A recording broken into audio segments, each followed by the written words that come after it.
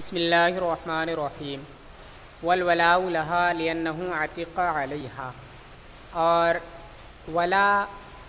بیوی کے لیے ہے کیونکہ وہ بیوی کی طرف سے آزاد ہوا ہے۔ ولا سے مراد یہاں پر ولائے اعتاق ہے۔ ولائے اعتاق اس حق کو کہتے ہیں جو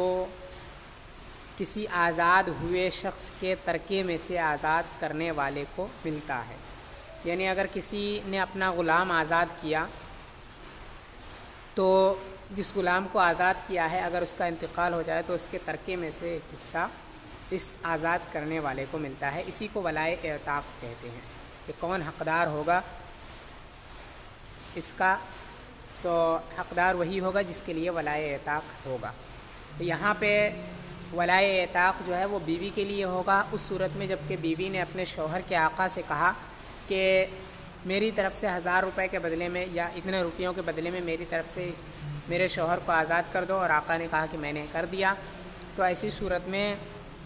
بیوی کی طرف سے وہ شوہر آزاد ہوگا۔ اور جب بیوی کی طرف سے آزاد ہوا ہے اور ولائے اعتاق اسی کے لیے ہوتا ہے جس کی طرف سے، جو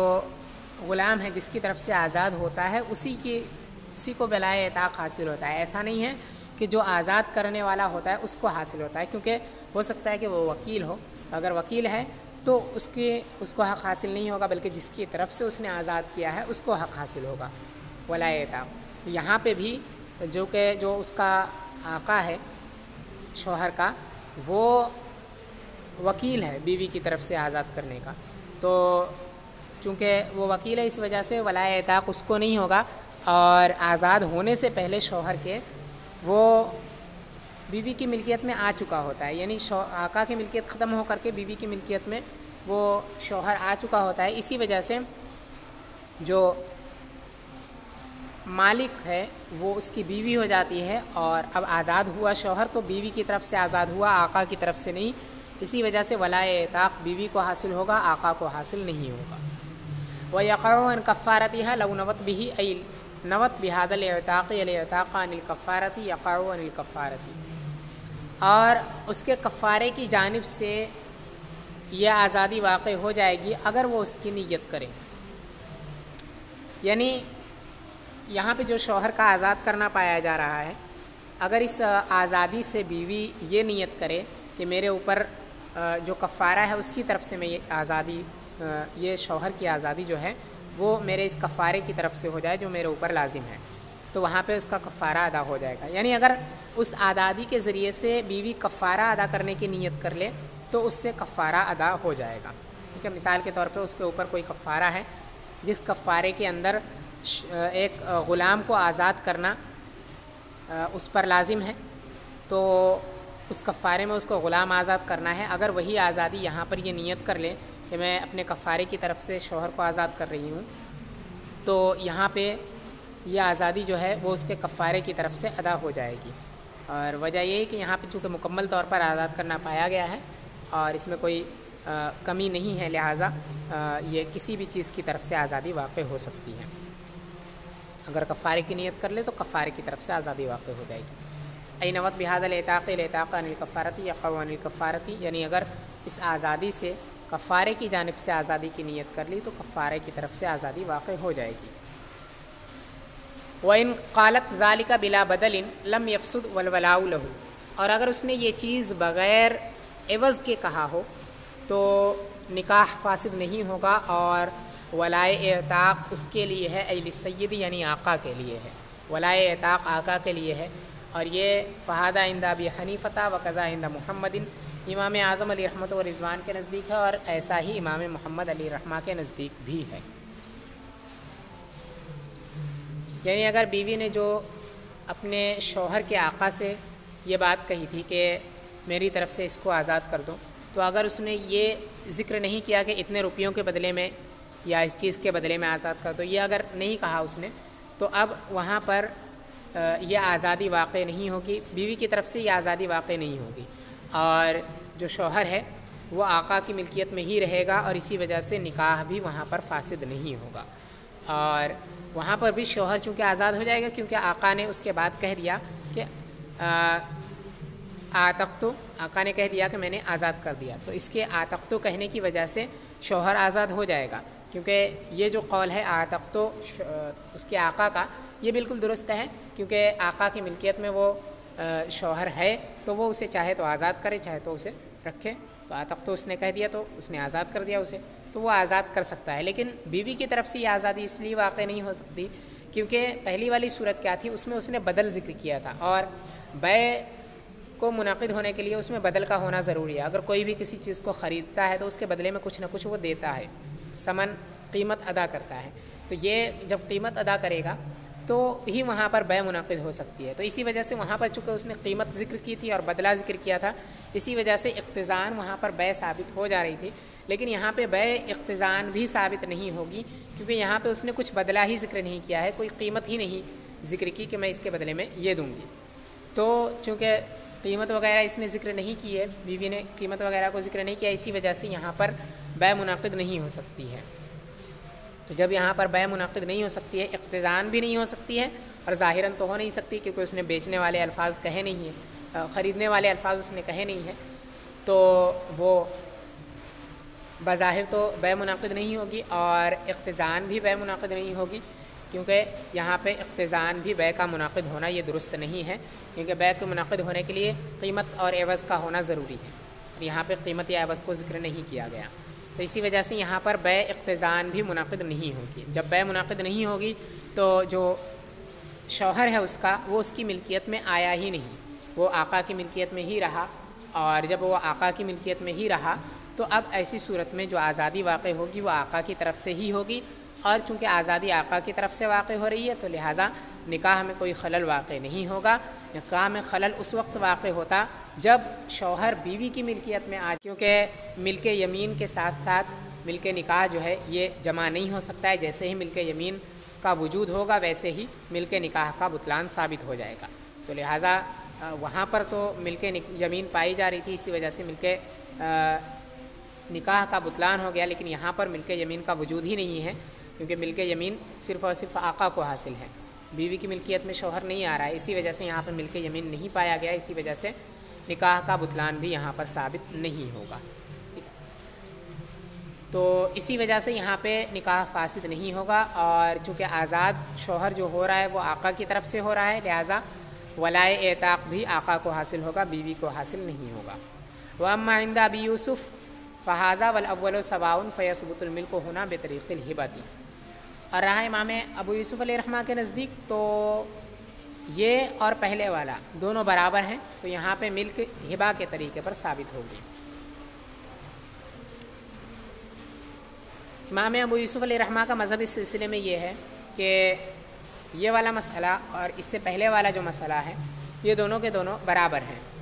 यानी ये कहते हैं कि जिस तरह पहले वाले मसले में मिल्कियत बीवी के लिए साबित हो रही, वैसे यहाँ पर भी मिल्कियत बीवी के लिए साबित हो जाएगी, और निकाह जिस तरह पहले वाली सूरत में बातिल हो रहा था वैसे यहाँ पर भी बातिल हो जाएगा, और वलाए इताक़ जिस तरह पहली सूरत में बीवी को हासिल था वैसे ही यहाँ पर भी बीवी को ही हासिल होगा।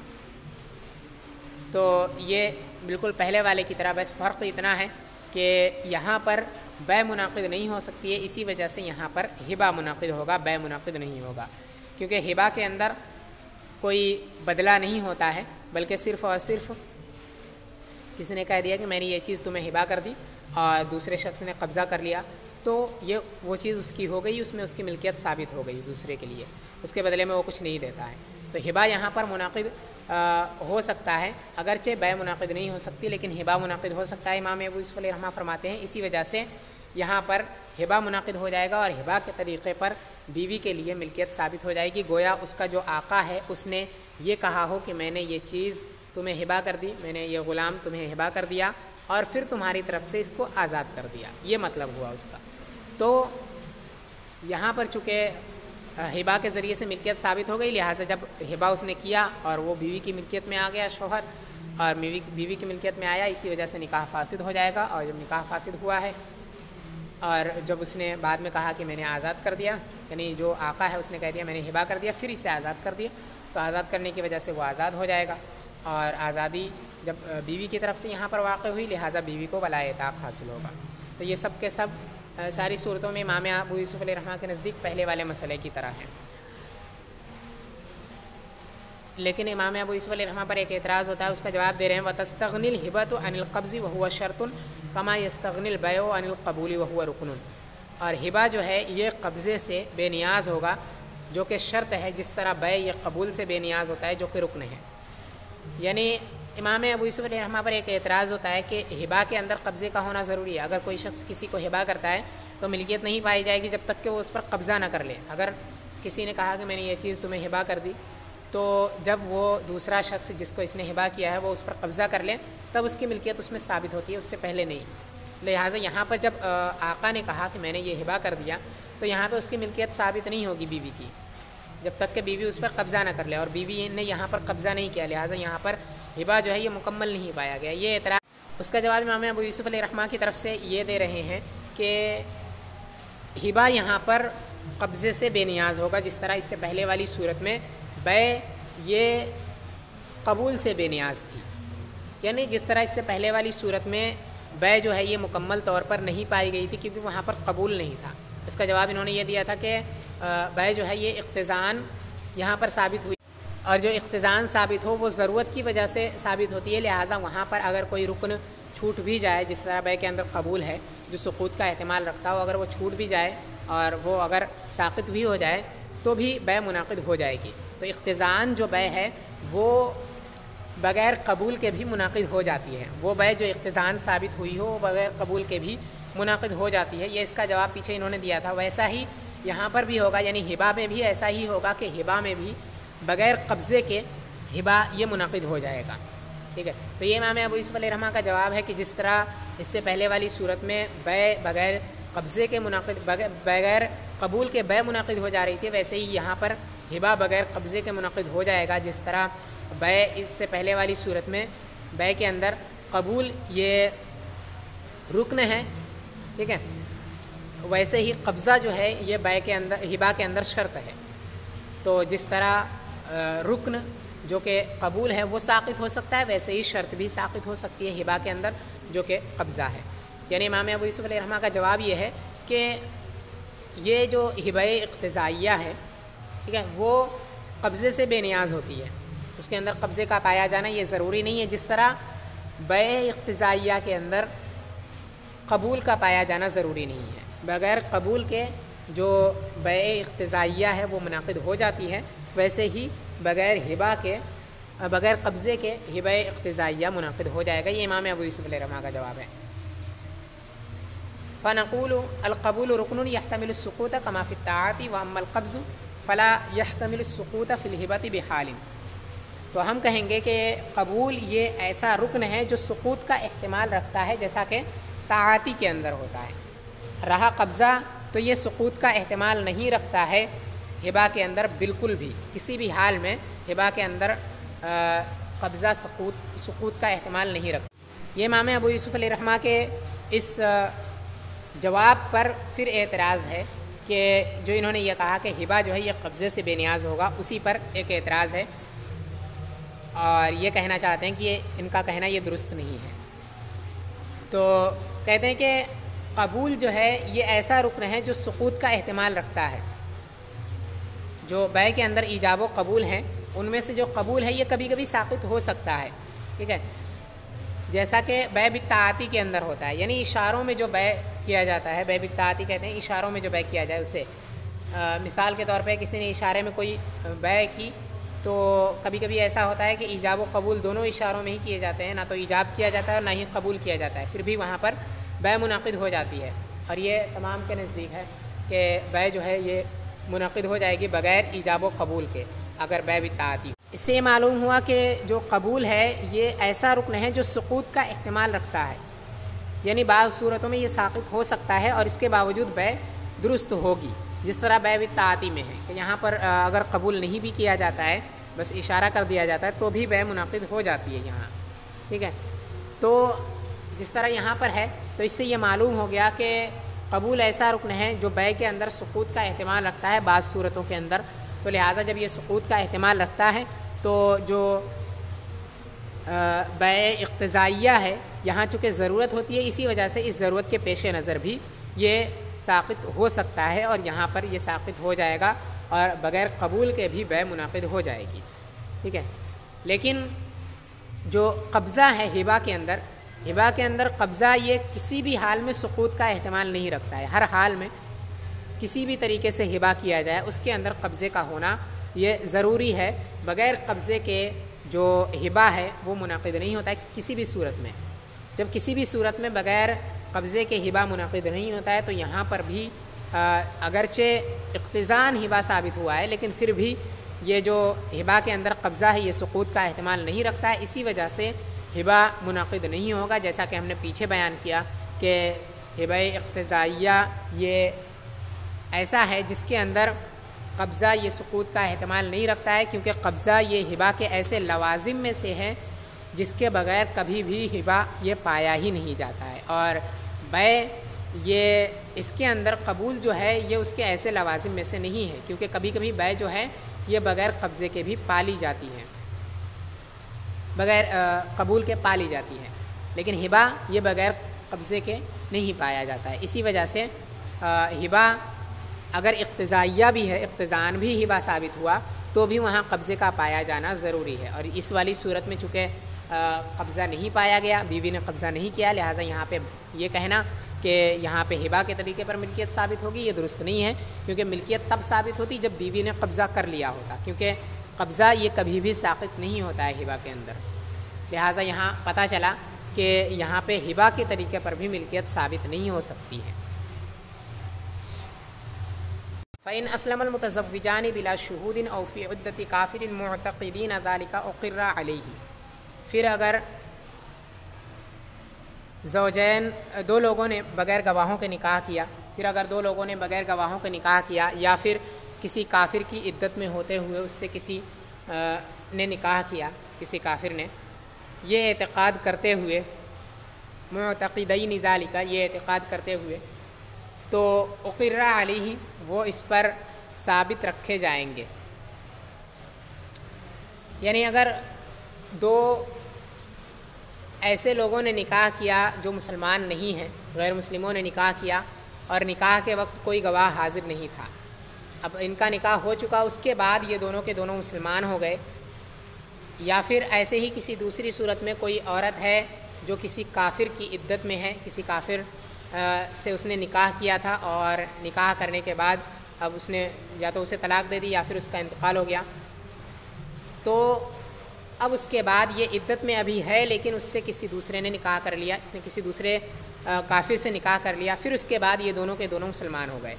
تو اگر دو لوگوں نے، دو کافروں نے بغیر گواہوں کے نکاح کر لیا، یا پھر کسی دوسرے کافر کی عدت میں کوئی عورت ہے اس سے کسی دوسرے کافر نے نکاح کر لیا، ٹھیک ہے، اور اس کے اندر سب کے سب شامل ہے، چاہے کتابیہ ہو یا کوئی دوسرے. تو اب نکاح کرنے کے بعد، اس طریقے سے نکاح کرنے کے بعد یہ مسلمان ہوئے تو اب ان کا نکاح باقی رہے گا، ان کے درمیان میں جدائیگی نہیں کی جائے گی. وجہ اس کی ہے کہ جس وقت انہوں نے نکاح کیا اس وقت اسلام کے احکام ان پر لازم نہیں تھے، تو اگر انہوں نے بغیر گواہوں کے نکاح کر لیا اور ان کے دین میں یہ جائز تھا بغیر گواہوں کے نکاح کرنا، تو اس وقت ان کے حساب سے وہ نکاح درست ہوا، ٹھیک ہے، ان کے دین کے حساب سے وہ نکاح درست ہوا، اور اس وقت یہ اسلام کے احکام کے مکلف نہیں تھے، لہٰذا ان کا نکاح درست ہوا. جب نکاح درست ہوا تھا تو اب اسلام لانے کی وجہ سے وہ نکاح اب نہیں ٹوٹے گا اور ان کے درمیان میں جدائیگی نہیں کی جائے گی. لہٰذا جو نکاح پہلے انہوں نے کیا تھا وہ نکاح ابھی بھی باقی رہے اور یہ دونوں ساتھ میں رہ سکتے ہیں. یا پھر ایسے ہوا کہ کسی کافر کی عدت میں کسی کافرہ سے کسی دوسرے نے نکاح کر لیا اور وہ بھی مسلمان نہیں تھا، تو اس وقت بھی معاملہ ایسا ہی ہے کہ جس وقت اس نے نکاح کیا تو اسلام کا حکم تو یہ ہے کہ کوئی اگر عدت میں ہے کوئی عورت تو اس سے کوئی نکاح نہیں کر سکتا ہے، لیکن اس وقت چونکہ یہ اسلام کے مکلف نہیں تھے، اسلام کے احکام کے، لہٰذا اس وقت ان پر یہ لازم نہیں تھا کہ اگر وہ عدت میں ہے تو اس سے نکاح نہ کریں. اسی وجہ سے جس وقت انہوں نے نکاح کیا اگر ان کے دین کے حساب سے یہ نکاح کرنا درست ہے تو یہ نکاح منعقد ہو گیا. اور اب جب نکاح منعقد ہو چکا ہے اور مسلمان ہونے کے بعد اب ان پر یہ حکم لازم ہوا ہے کہ اب جو نکاح یہ کریں گے وہ نکاح اس طرح کریں گے کہ گواہ موجود ہوں، اور اگر کوئی عدت میں ہے کوئی عورت کسی دوسرے کے تو اس وقت وہ اس سے نکاح نہیں کر سکتا ہے. تو اب یہ احکام ان پر لازم ہوں گے، اس وقت لازم نہیں تھے، اور اب چونکہ نکاح پہلے ہی ہو چکا ہے لہٰذا اب اس کو دہرانے کی ضرورت نہیں ہے۔ اب اگر دوبارہ یہ نکاح کرتے ہیں تو اس وقت یہ گواہوں کا ہونا ضروری ہے اور اس کا عدت سے باہر ہونا یہ ضروری ہے۔ ہاں اگر جو عورت تھی وہ اگر کسی مسلمان کی عدت میں ہو تو وہاں پر نکاح، اگر اس نے کسی کافر نے اس وقت اس سے نکاح کر لیا اور بعد میں یہ دونوں مسلمان ہوئے تو اب ایسی صورت میں ان دونوں کے درمیان میں جدائیگی کر دی جائے گی۔ وَإِنْ أَسْلَمَ الزَّوْجَانِ الْمُحْرَمَانِ فُرِّقَ بَيْنَهُمَا، اور اگر دو محرم میاں بیوی ہیں اگر وہ مسلمان ہوئے تو ان کے درمیان میں جدائیگی کر دی جائے گی، اور اگر محرم میاں بیوی مسلمان ہوئے تو ان کے درمیان میں جدائیگی کر دی جائے گی۔ یعنی کسی غیر مسلم نے اگر کسی غیر مسلمہ سے نکاح کیا اور وہ غیر مسلمہ ایسی تھی جو اس پر حرام تھی، اسلام میں اس سے نکاح کرنا حرام تھا، تو اب یہ دونوں نکاح کرنے کے بعد اگر مسلمان ہوئے تو اب بھی ان کے درمیان میں جدائیگی کر دی جائے گی۔ یہ دونوں ایک ساتھ نہیں رہ سکتے ہیں، ان کا نکاح نہیں ہو سکتا ہے، اور جو نکاح انہوں نے کیا تھا وہ نکاح اگرچہ ان کے دین کے حساب سے صحیح ہو لیکن وہ نکاح اب بھی باطل ہوگا۔ وجہ اس کی یہ ہے کہ جو حرمت کا قائم ہونا ہے یہ ایسا ہے جو ہمیشہ باقی رہتا ہے۔ اگر کوئی کسی پر حرام ہوا تو وہ کسی رشتے کی وجہ سے ہوتا ہے اور وہ رشتہ ہمیشہ قائم رہتا ہے۔ مثال کے طور پہ بھائی بہن ہیں تو یہ دونوں آپس میں ہمیشہ کے لیے حرام ہے، ایسا نہیں ہے کہ ایک وقت کے لیے حرام ہے پھر اس کے بعد نہیں ہے، یہ ہمیشہ ایک دوسرے پر حرام ہے اس رشتے کی وجہ سے جو رشتہ ان کے درمیان میں بن چکا ہے اور وہ رشتہ ختم ہونے والا نہیں ہے، اسی وجہ سے یہ حرمت جو ہے وہ مرتے دم تک باقی رہتی ہے۔ لہٰذا جو حرمت کافر ہونے کی حالت میں تھی وہ ابھی بھی حرمت باقی ہے، اسی وجہ سے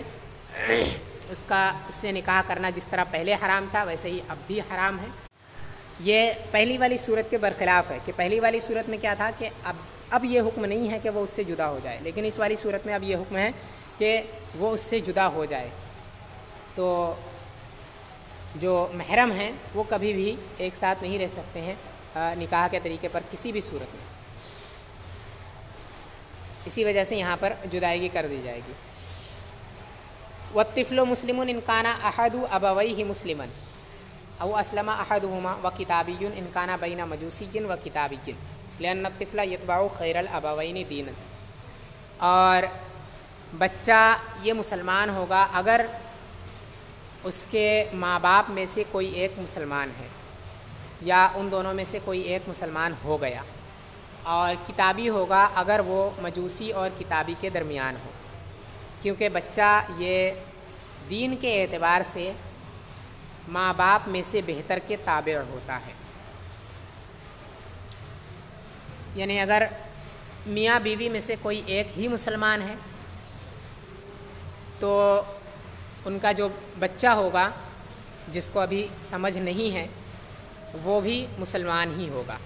اسے بھی مسلمان کہا جائے گا۔ یا پھر دونوں کافر تھے میاں بیوی اور ان کا کوئی بچہ ہوا، پھر اس کے بعد ان دونوں میں سے کوئی ایک مسلمان ہو گیا، تو اگر بچہ ابھی بھی ناسمجھ ہے تو جو مسلمان ہوا اس کے تابع ہو جائے گا بچہ اور وہ بھی مسلمان ہی کہلائے گا۔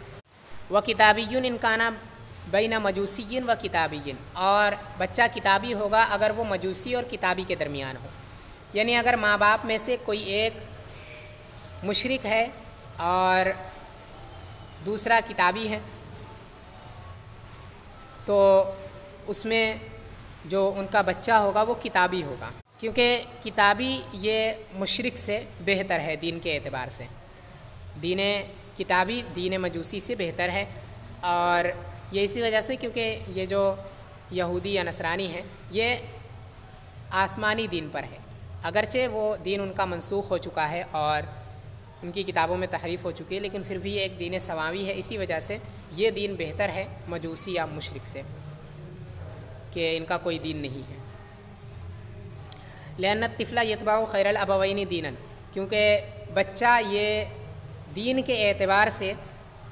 بہتر کے تابع ہوتا ہے، والدین میں سے جو بہتر ہے اس کے تابع ہوتا ہے۔ حضور صلی اللہ تعالیٰ علیہ وسلم نے فرمایا کہ ماں باپ میں سے جو بہتر دین والا ہے اس کے تابع بچہ ہوتا ہے، ٹھیک ہے، بچہ جو ہے یہ ماں باپ میں سے بہتر دین والے کے تابع ہوتا ہے، لہٰذا اس سے پتہ چلا کہ جن میں اگر کوئی مسلمان ہے تو چونکہ اسلام سب سے بہتر دین ہے، اسی وجہ سے جو بچہ ہوگا وہ مسلمان کہلائے گا، اور اگر ان میں سے کوئی ایک مسلمان نہیں ہے لیکن ان میں سے ایک کتابی ہے تو ایسی صورت میں بچہ جو ہے وہ کتابی کے تابع ہوگا،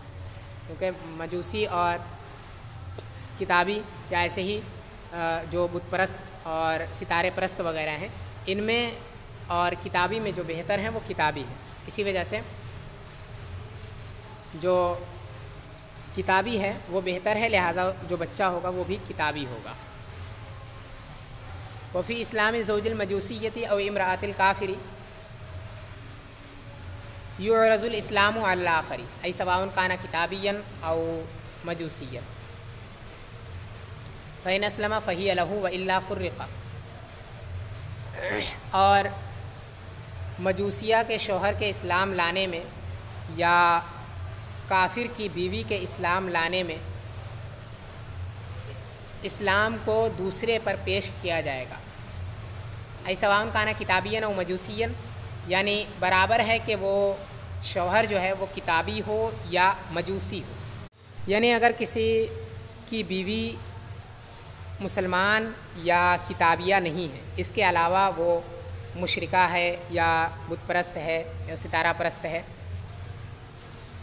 یا کسی اور دین پر ہے، تو اگر وہ شخص مسلمان ہو گیا تو اب وہ اپنی بیوی سے کہے گا کہ تو بھی مسلمان ہو جا۔ اگر وہ مسلمان ہو جاتی ہے تو ان دونوں کا نکاح باقی رہے گا، اور اگر وہ انکار کر دیتی ہے بیوی تو ان کے درمیان میں جدائیگی کر دی جائے گی اور ان کا نکاح ٹوٹ جائے گا۔ لیکن اگر بیوی کتابیہ ہے تو کتابیہ ہونے کی صورت میں اس کا نکاح نہیں ٹوٹے گا، اور اگر وہ اسلام سے انکار بھی کرے تو ان دونوں کا نکاح باقی رہے گا، کیونکہ کتابیہ عورت سے نکاح کرنا یہ جائز ہے۔ ایسے ہی اگر کوئی شخص ہے جو کہ مسلمان نہیں ہے، مسلمان کے علاوہ چاہے کتابی ہو، یہودی یا نصرانی ہو یا کافر ہو، کوئی بھی ہو، اس کی بیوی اگر مسلمان ہو گئی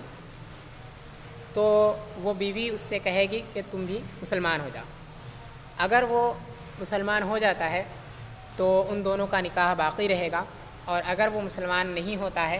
تو قاضی وقت ان دونوں کے درمیان میں جدائی کے کر دے گا، ان دونوں کو الگ کر دے گا اور نکاح ان کا ٹوٹ جائے گا۔ اور یہاں پہ جو شوہر ہے وہ برابر ہے کہ مسلم کے علاوہ کچھ بھی ہو، چاہے یہودی نصرانی مشرک کوئی بھی ہو، ہر صورت میں اس کو اسلام پیش کیا جائے گا۔ اگر وہ قبول کر لے تو نکاح باقی رہے گا، اگر انکار کر دے تو نکاح ٹوٹ جائے گا۔ وَهُوَ أَيَ التَّفْرِيقُ طَلَاقٌ بَائِنٌ لَوْ أَبَى لَا لَوْ أَبَتْ لِأَنَّ الطَّلَاقَ لَا يَكُونُ مِنَ النِّسَاءِ۔ اور وہ یعنی تفریق، جدائیگی، یہ طلاق بائن ہوگی اگر شوہر انکار کرے، نہ کہ اس وقت جب کہ بیوی انکار کرے۔ لِأَنَّ الطَّلَاقَ لَا يَكُونُ مِنَ النِّسَاءِ، کیونکہ طلاق یہ عورت کی طرف سے نہیں ہوتی۔ یعنی اگر بیوی جو ہے وہ مسلمان ہو گئی اور اس نے شوہر سے کہا کہ مسلمان ہو جاؤ، اس نے انکار کر دیا، تو اب ان دونوں کا نکاح ٹوٹ جائے گا، اور جو آقا ہے ان دونوں کے درمیان میں جدائیگی کرا دے گا، اور یہ جدائیگی کرانا یہ طلاق بائن ہو امام اعظم اور امام محمد علیہ الرحمہ کے نزدیک۔ اور اگر بیوی جو ہے وہ کتابیہ اور مسلمہ کے علاوہ کوئی اور ہے، مجوسیہ ہے، کافرہ ہے، تو ایسی صورت میں اس نے اگر انکار کر دیا، شوہر اگر مسلمان ہوا، اس نے انکار کر دیا کہ میں اسلام نہیں لاؤں گی، تو ایسی صورت میں ان کے درمیان میں جو جدائیگی کی جائے گی وہ جدائیگی طلاق نہیں ہوگی، بلکہ وہ جدائیگی فسخ ہوگی، کیونکہ یہاں پر جو جدائیگی کی گئی ہے، جو ان دونوں کو الگ کیا گیا ہے، وہ بیوی کی وجہ سے الگ کیا گیا ہے، اور بیوی کی طرف سے طلاق واقع نہیں ہوتی ہے بلکہ شوہر کی طرف سے ہوتی ہے۔ اگر شوہر طلاق دے تو واقع ہوتی ہے، اگر بیوی دے تو طلاق نہیں ہوتی۔ اسی وجہ سے جو یہاں پر جدائیگی کی گئی وہ جدائیگی طلاق نہیں ہوگی بلکہ فسخ نکاح ہوگی۔ اب اگر وہ شوہر دوبارہ اس کے مسلمان ہونے کے بعد، بیوی کے مسلمان ہو جانے کے بعد اگر اس سے نکاح کرتا ہے تو وہ مکمل 3 طلاقوں کا مالک ہوگا، ٹھیک ہے، کیونکہ اس نے طلاق نہیں دی ہے اور جو جدائیگی ہوئی تھی وہ طلاق نہیں تھی، لہٰذا مکمل طلاقوں کا بھی اسے حق ہے۔ اور یہ مسئلہ امام اعظم اور امام محمد علیہ رحمہ کے نزدیک ہے۔ امام ابو یوسف علیہ رحمہ فرماتے ہیں کہ یہ دونوں ہی صورتوں کے اندر جو جدائیگی ہے یہ جدائیگی فسخ نکاح ہے، طلاق نہیں ہے۔ ولا مہر ہونا ای فی ابائہا، اور یہاں پر مہر نہیں ہے، یعنی بیوی کا انکار کرنے کی صورت میں۔ مطلب یہ ہے کہ اگر دو میاں بیوی جو ہیں وہ مسلم نہیں ہیں اور بیوی جو ہے وہ کتابیہ یا مسلمہ نہیں ہے، اس کے علاوہ کسی اور دین سے وہ ہے، تو ایسی صورت میں اگر شوہر مسلمان ہو گیا تو پھر اس کے بعد جو اس کا شوہر ہے وہ بیوی کو اسلام لانے کی دعوت دے گا۔ اگر وہ قبول کر لیتی ہے تو نکاح دونوں کا باقی ہے، اور اگر وہ انکار کر دیتی ہے، بیوی اگر انکار کر دیتی ہے تو ایسی صورت میں ان دونوں کے درمیان میں قاضی وقت جدائیگی کر دے گا۔ اور اس صورت میں بیوی اگر موتوا نہیں ہے، یعنی وتی سے یہاں پر بھی مراد جس طرح سارے جگہوں میں ویسے یہاں پر بھی وتی سے دلالتاً یا حقیقتاً وتی ہو، دونوں ہی مراد ہے، یعنی خلوت صحیحہ، اور اگر خلوت صحیحہ یا وتی نہ ہوئی ہو تو ایسی صورت میں یہاں پہ بیوی کے لیے کچھ بھی مہر نہیں ہوگا۔ یعنی اگر بیوی نے اسلام لانے سے انکار کر دیا اور وہ مسلمان یا کتابیہ کے علاوہ کوئی دوسرے دین سے تعلق رکھتی ہے تو ایسی صورت میں جدائیگی چونکہ بیوی کی طرف سے آئی ہے، اور ہر وہ صورت جہاں پر جدائیگی بیوی کی طرف سے آئے اور مہر مؤکد نہ ہوا ہو وہاں پر بھی ہر اس جگہ میں مہر واجب نہیں ہوتا ہے، کچھ بھی مہر نہیں ہوتا ہے بیوی کے لیے۔ اگر جدائیگی بیوی کی طرف سے آئی ہے، اس نے کچھ ایسا کام کیا جس کی وجہ سے دونوں کے درمیان میں جدائیگی واقع ہو گئی، تو ایسی صورت میں اگر اس کا مہر مؤکد نہیں ہوا تھا تو وہاں پہ اس کا مہر ساقط ہو جائے گا۔ تو اس صورت میں چونکہ انکار بیوی نے کیا ہے اور اس انکار کی وجہ سے ہی جدائیگی ہوئی ہے، تو جدائیگی جو ہے وہ بیوی کی طرف سے واقع ہوئی، لہٰذا یہاں پہ اس کے لیے مہر نہیں ہوگا۔ یہ اس وقت ہے جب کہ بیوی جو ہے وہ موتوعہ نہ ہو اور خلوت صحیحہ بھی نہ ہوئی ہو، تو ایسی صورت میں الا للموتوعتی، مگر موتوعہ کے لیے، یعنی اگر بیوی جو ہے وہ موتوعہ ہے یا خلوت صحیحہ ہو چکی ہے اگر، تو ایسی صورت میں اس کے لیے مہر ہوگا اگرچہ بیوی انکار کرے، بیوی کی طرف سے انکار پایا جائے اس کے باوجود مہر بیوی کے لیے ہوگا۔ وجہ اس کی ہے کہ چونکہ وطی کرنے سے مہر مؤکد ہو جاتا ہے، اور جب مہر مؤکد ہو گیا تو جدائیگی کسی کی بھی طرف سے ہو مہر وہاں پر واجب ہوتا ہے۔ تو موتوعہ اگر ہے تو اس کے لیے مہر مؤکد ہو چکا ہے، اسی وجہ سے مہر اس کے لیے واجب ہوگا۔ اما فی صورت اباء الزوج فإن كانت موتوعة فكل المہر وإن لم تكن فنصفه لأن التفریق هنا طلاق قبل الدخول۔ رہا شوہر کے انکار کرنے کی صورت میں، تو اگر بیوی موتوعہ ہو تو پورا مہر واجب ہے، اور اگر موتوعہ نہ ہو تو نصف مہر، کیونکہ تفریق یہاں پر طلاق قبل الدخول ہے۔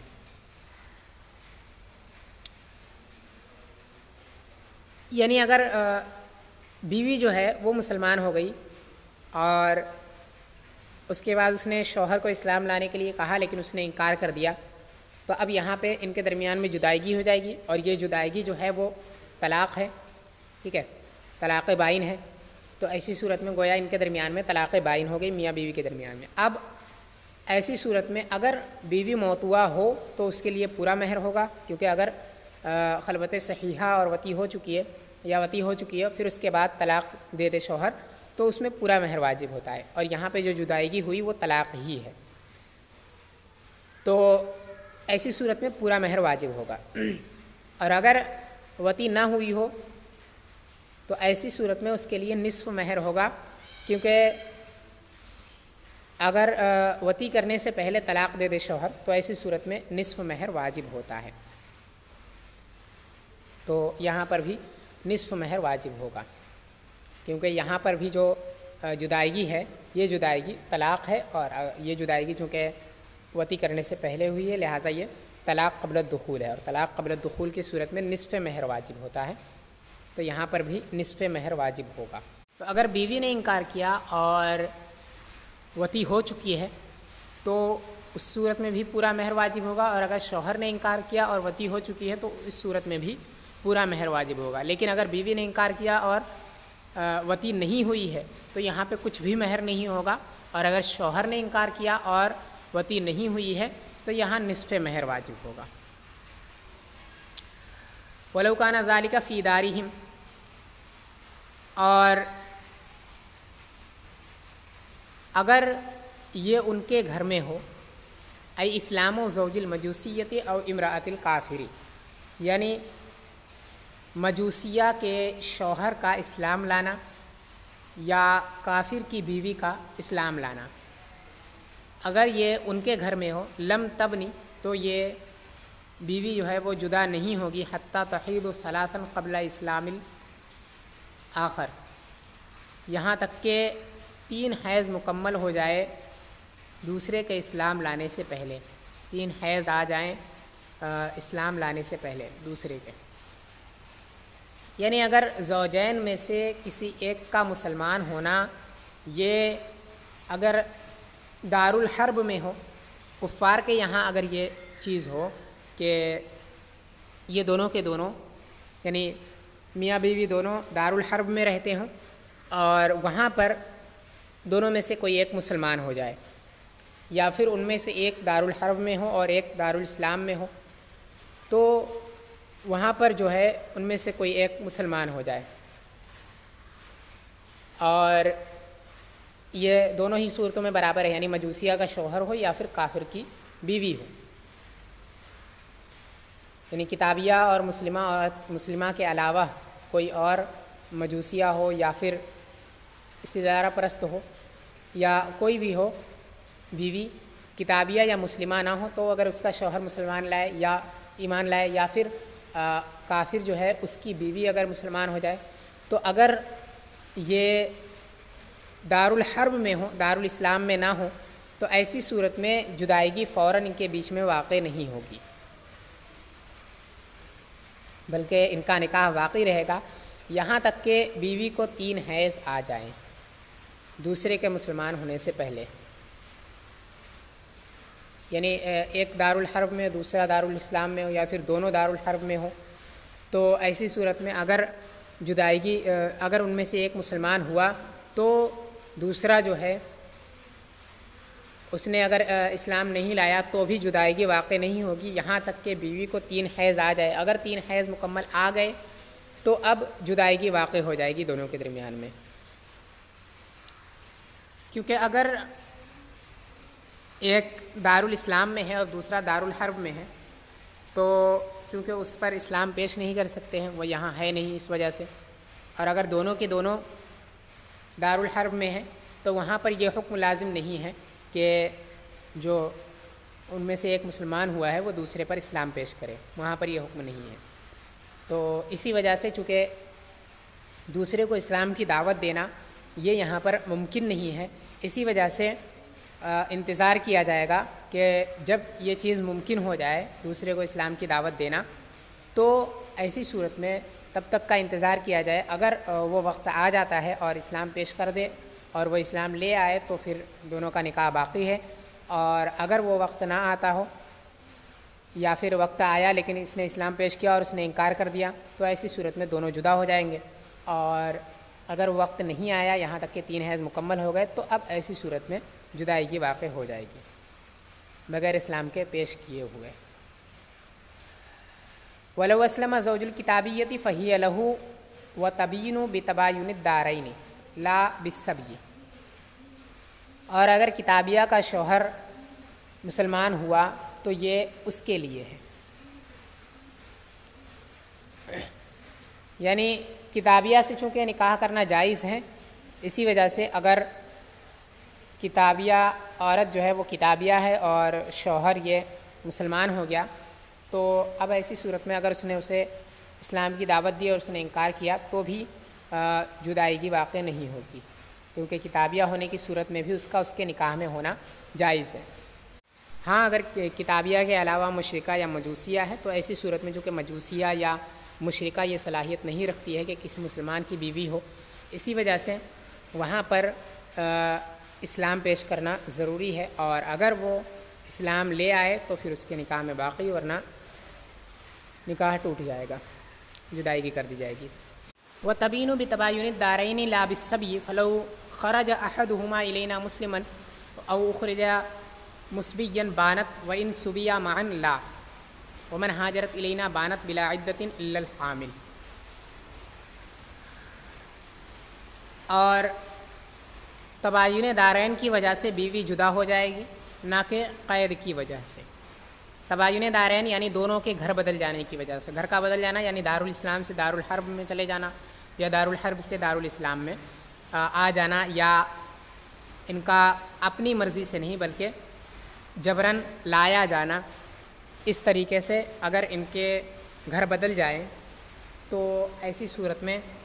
جدائیگی واقع ہو جائے گی ان دونوں کے درمیان میں، بیوی جو ہے وہ جدا ہو جائے گی، نہ کہ قید کی وجہ سے۔ فَلَوْ خَرَجَ أَحَدُهُمَا إِلَيْنَا مُسْلِمًا، تو اگر ان میں سے کوئی ایک ہماری طرف مسلمان ہو کر کے آیا یا پھر قید کر کے لایا گیا تو بیوی جدا ہو گئی، اور اگر دونوں ایک ساتھ قید کر کے لائے گئے تو نہیں۔ یعنی اگر ان میں سے کوئی ایک اپنی مرضی سے آیا ہمارے یہاں مسلمان ہو کر کے، کیونکہ وہ دارالحرب میں تھا اور وہاں پہ کافر تھا، پھر اس کے بعد وہ مسلمان ہوا اور اس کی وجہ سے وہ دارالاسلام میں آ گیا، ٹھیک ہے، مسلمان ہو کر کے دارالاسلام میں آ گیا، تو ایسی صورت میں بیوی جو ہے وہ اس کی جدا ہو جائے گی۔ اور یا پھر قید کر کے وہ لایا گیا ہمارے یہاں تو بھی اس کی بیوی جدا ہو جائے گی۔ ایسے ہی اگر بیوی کو قید کر کے لایا گیا تو بھی ایسا ہی ہوگا، اور اگر بیوی بھی مسلمان ہو کر کے آئی دارالحرب میں تو بھی ایسا ہی معاملہ ہوگا کہ بیوی جو ہے وہ جدا ہو جائے گی اس سے۔ اور اگر دونوں ایک ساتھ قید کر کے لائے گئے تو وہاں پہ جدائیگی واقع نہیں ہوگی۔ اگر دونوں کے دونوں کفر کی حالت میں قید کر کے لائے گئے دارالاسلام میں تو وہاں پہ دونوں کی جدائیگی واقع نہیں ہوگی دونوں کے درمیان میں۔ ومن ہاجرت الینا بانت بلا عدۃ الا الحامل، اور جو ہماری طرف ہجرت کر جائے وہ جدا ہو گئی بغیر عدت کے مگر حاملہ، یعنی جو عورت دارالحرب سے دارالاسلام میں آ جائے اپنی مرضی سے ہجرت کر کے آئے، مطلب یہ ہے کہ دارالحرب کو وہ چھوڑ دے اور دارالاسلام میں آ جائے اور یہ ارادہ رکھے کہ اب دوبارہ دارالحرب میں نہیں جانا ہے اور دارالاسلام میں ہی یا تو ذمیہ بن کر کے یا پھر مسلمہ بن کر کے رہے، تو اس صورت میں جو بیوی ہے وہ اپنے شوہر سے جدا ہو جائے گی، اور یہاں پہ اس کے لیے عدت بھی نہیں ہے۔ اگر کوئی مسلمان جو دارالاسلام میں ہے وہ اس سے اگر نکاح کرنا چاہے تو وہ نکاح کر سکتا ہے بغیر اس کے عدت گزارے ہوئے، یہ اس صورت میں ہے جب کہ وہ حاملہ نہ ہو، اور اگر وہ حاملہ ہے تو ایسی صورت میں وضع حمل کے بعد ہی اس سے کوئی نکاح کر سکتا ہے، یا وہ کسی سے نکاح کر سکتی ہے وضع حمل کے بعد ہی، اس سے پہلے نہیں کر سکتی۔ یہ کہ بغیر عدت کے اس سے نکاح کرنا جائز ہے، یہ امام اعظم علیہ رحمہ کے نزدیک ہے، اور صاحبین علیہ رحمہ کے نزدیک عدت کے بغیر نکاح کرنا اس سے جائز نہیں ہے۔ وَارْتِدَادُ كُلٍّ مِّنْهُمَا فَسْخٌ عَاجِلٌ، اور میاں بیوی میں سے ہر ایک کا مرتد ہو جانا یہ فسخ عاجل ہے، یعنی اگر میاں بیوی میں سے کوئی ایک مرتد ہو جائے، اسلام سے پھر جائے، تو فوراً ان کا نکاح فسخ ہو جائے گا اور نکاح ٹوٹ جائے گا۔ یہ امام اعظم علیہ رحمۃ و رضوان کے نزدیک ہے کہ جو ان کا نکاح ہے یہ نکاح ٹوٹے گا، طلاق واقع نہیں ہوگی، یہ جو یہاں پر جدائیگی ہوگی یہ جدائیگی طلاق نہیں ہوگی۔ اور فسخ عاجل کا مطلب یہ ہے کہ قضائے قاضی پر یہ موقوف نہیں ہوگا اس نکاح کا ٹوٹنا، یعنی قاضی جب تک جدائیگی نہ کروائے تب تک یہ جدائیگی واقع نہیں ہوگی، ایسا نہیں ہے، جیسا کہ اس سے پہلے والے مسئلے میں تھا کہ وہاں پر قاضی جو ہے وہ جدائیگی کرائے گا، اگر قاضی نے ابھی تک جدائیگی نہیں کرائی ہے تو وہ ابھی نکاح میں رہیں گے۔ اس والی صورت میں فوراً نکاح ٹوٹ جائے گا، قضائے قاضی پر اس نکاح کا ٹوٹنا یہ موقوف نہیں ہے، تو یہ اسی وجہ سے انہوں نے کہا کہ فسخ عاجل ہے۔ اور امام ابو یوسف اور امام محمد علیہ الرحمہ کے نزدیک یہاں پر بھی جو فسخ ہے، جو ان کا نکاح ٹوٹ رہا ہے، یہ نکاح کا ٹوٹنا طلاق ہی ہے، اور امام اعظم علیہ الرحمہ کے نزدیک یہ فسخ ہے اور طلاق نہیں ہے۔ ثم للموطوۃ کل مہرہا، پھر موطوع کے لیے پورا مہر ہے، ولغیرہا نصفہ، لو ارتد، اور غیر موتوا کے لیے نصف مہر ہے اگر وہ مرتد ہو جائے شوہر. یعنی اگر شوہر مرتد ہو جائے اور مہر معین ہوا ہو تو ایسی صورت میں اگر وطی ہو چکی ہے تو پورا مہر واجب ہوگا، اور وطی اگر نہیں ہوئی ہے تو نصف مہر واجب ہوگا. یہ اس صورت میں ہے جب کہ شوہر مرتد ہو جائے، کیونکہ شوہر کی طرف سے یہاں پہ جدائیگی پائی گئی، لہٰذا جو بیوی کا حق ہے وہ اس کو ملے گا، اور بیوی کا جو حق ہے وہ موتوا کے لیے پورا مہر ہے اور غیر موتوا کے لیے نصف مہر ہے. ولا شیء لو ارتدت، اور بیوی کے لیے کچھ بھی نہیں ہے اگر وہ مرتد ہو جائے. یعنی اگر بیوی مرتد ہو جائے اور اسلام سے پھر جائے اور اس سے وطی نہ ہوئی ہو تو ایسی صورت میں اس کے لیے کچھ بھی نہیں ہے، نہ تو کل مہر اور نہ ہی نصف مہر. وبقی النکاح ان ارتدا معا، اور نکاح باقی رہے گا اگر وہ دونوں ایک ساتھ مرتد ہو جائیں. ثم اسلما، پھر دونوں مسلمان ہو جائیں. وفسد ان اسلم احدہما قبل الآخر، اور فاسد ہو جائے گا اگر ان میں سے کوئی ایک مسلمان ہو دوسرے سے پہلے. یعنی اگر زوجین ایک ساتھ مرتد ہو جائیں تو پھر اس کے بعد دونوں ایک ساتھ مسلمان ہو جائیں تو ابھی بھی ان کا نکاح باقی ہے. اور اگر دونوں ایک ساتھ مرتد ہوئے اور ان میں سے کوئی ایک مسلمان ہوا اور دوسرا مسلمان نہیں ہوا، یا دوسرا بعد میں مسلمان ہوا، تو نکاح فاسد ہو گیا.